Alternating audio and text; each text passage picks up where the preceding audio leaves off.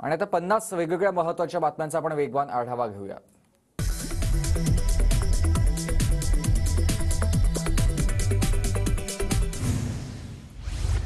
पुणे मेट्रोच्या नव्या मार्गिकेचं आज उद्घाटन पंतप्रधान नरेंद्र मोदींच्या हस्ते ऑनलाईन पद्धतीने उद्घाटन होणार। रुबी हॉल ते रामवाडी नवी मार्गिका आजपासून सेवेत येईल। सांगलीची जागा काँग्रेसकडे ठेवा, स्थानिक नेते आग्रही। सांगलीतून विशाल पाटलांच्या उमेदवारीसाठी स्थानिक नेते आग्रही, नाना पटोलेंकडे मांडली भूमिका। अहमदनगर लोकसभेची जागा राष्ट्रवादीला मिळाल्यास आणि नेतृत्वाने संधी दिल्यास जबाबदारी पार पाडेल। अजित पवारांसोबत चर्चा करून ठरवू, निलेश लंकेंकडून भूमिका स्पष्ट।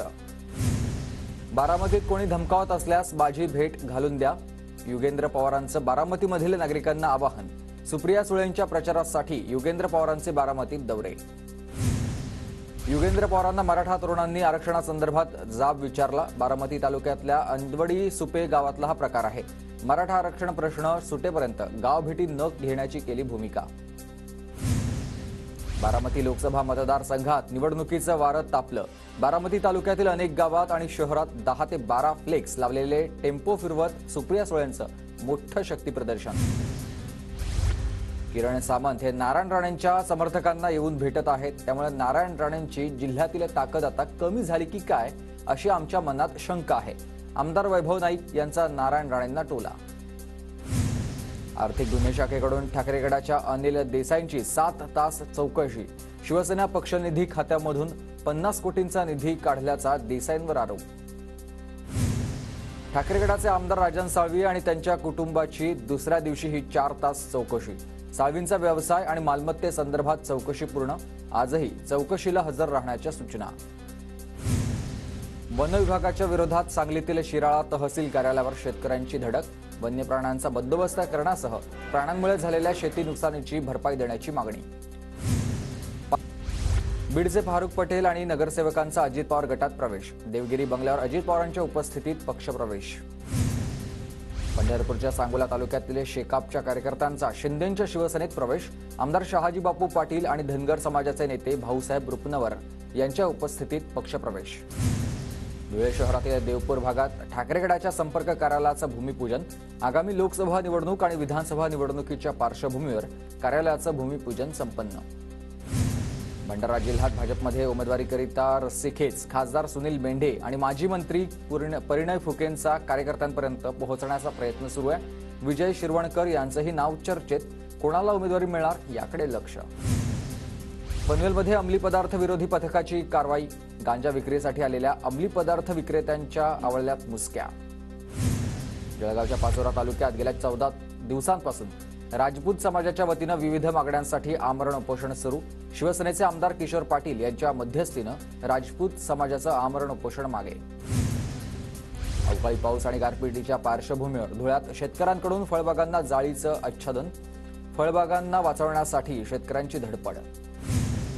धुळे कृषी उत्पन्न बाजार समितीमध्ये हजारो बैलांची विक्री, मात्र बैलांना खूप कमी भाव असल्यानं शेतकऱ्यांकडून चिंता व्यक्त।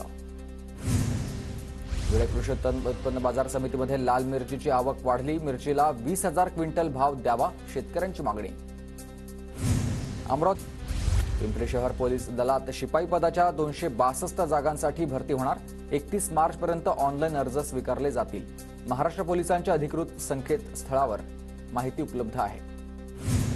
ठाणे जिल्ह्यातील ग्रामीण आणि दुर्गम भागात पाणी टंचाईच्या झळा। भिवंडी, मुरबाडसह शहापूरच्या 42 गावपाड्यांमधील नागरिकांना आता तीव्र पाणी टंचाईच्या झळा बसलेल्या आहेत। लोकसभा निवडणुकीची आचारसंहिता लागण्यापूर्वी बँक कर्मचाऱ्यांसाठी 5 दिवसांचा आठवडा लागू होण्याची शक्यता। बँक कर्मचारी संघटनेच्या प्रस्तावावर लवकरच निर्णय होईल। सोलापूर शहरासाठी देण्याकरिता येत्या 2 दिवसात उजनी धरणातून भीमा नदीवाटे 6 टीएमसी पाणी सोडण्यात येणार। विद्युत मोटारी लावून पाणी उपसा करण्यास बंदी। नांदेड लोकसभेच्या जागेवरून प्रतापराव चिखलीकर आणि मिनल खदगावकरांमध्ये रस्सीखेच। नांदेडचे खासदार प्रतापराव चिखलीकरांनी घेतली अमित शहांची भेट।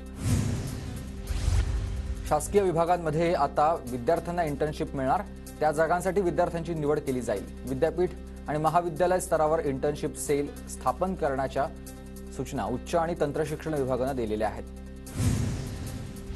पिंपरी चिंचवडमध्ये पाणी टंचाई। शहरासाठी पाण्याचा राखीव कोटा असताना गेल्या 1 महिन्यापासून सातत्यानं 30 MLD पाणी कमी मिळत असल्यानं पाण्याच्या तक्रारींमध्ये वाढ. रायगडच्या रोहामध्ये शिवराज्याभिषेक सोहळ्याची भव्य विश्वविक्रमी महारांगोळी साकारणार. राष्ट्रवादीचे खासदार सुनील तटकरे यांच्या संकल्पनेमधून आदित्य तटकरे यांच्या हस्ते महारांगोळीचा शुभारंभ संपन्न. अंबरनाथच्या डॉक्टर BG छाया उपजिल्हा रुग्णालयात सोनोग्राफी कक्षाचं उद्घाटन. आमदार बालाजी किर्णीकर यांच्या हस्ते उद्घाटन संपन्न. सोनोग्राफी रुग्णांचा आता बाहेर जाण्याचा त्रास वाचेल. बदलापूरच्या ग्रामीण भागात सिमेंट कॉन्क्रीटचे रस्ते होणार. आमदार किसन कथोरेंची डांबरमुक्त रस्त्याची संकल्पना. नंदुरबारच्या शासकीय कार्यालयात आग विझवण्यासाठी बसवलेल्या अग्निशमन यंत्रणांची मुदत संपलेली आहे. मुदतबाह्य अग्निशमक यंत्रणा तात्काळ बदलण्यात यावी, कर्मचाऱ्यांसह नागरिकांची आहे मागणी. केंद्र सरकारच्या वतीनं संसदीय संकुल योजना विकास प्रायोजित तत्वावर सुरू होणार आहे. नंदुरबार लोकसभा मतदारसंघातील 10 गावांची त्यासाठी निवड. नांदेड जिल्हा परिषदेचा 2024-25चा अर्थसंकल्प मंजूर. यंदाच्या अर्थसंकल्पात अनेक नाविन्यपूर्ण योजनांसाठी निधींची तरतूद. म्हाडाच्या पुणे मंडळातील तब्बल 2,500 घरं पडून घरांची वारंवार लॉटरी काढूनही विक्री होत नसल्याचं समोर. यावर आता उपाय योजण्याचे प्रयत्न सुरू. कोकण किनारपट्टी आता सिडकोला बहाल. विशेष नियोजन प्राधिकरण म्हणून सिडकोची नियुक्ती. नगरविकासच्या अधिकाऱ्यांना या संदर्भातली खात्री आहे. पुण्यात नरवीर तानाजी मालुसरे यांच्या 354व्या पुण्यतिथीनिमित्त विविध कार्यक्रमांचं आयोजन. भोरमधील लव्हेरी गावात पोवाडे आणि तानाजी मालुसरे यांच्या शौर्यगाथांनी परिसर दुमदुमलाय. श्री समर्थ रामदास स्वामी यांच्या दास नवमी निमित्त धुळ्यातील समर्थ वागदेव मंदिरामध्ये दास नवमी उत्सव साजरा करण्यात आला.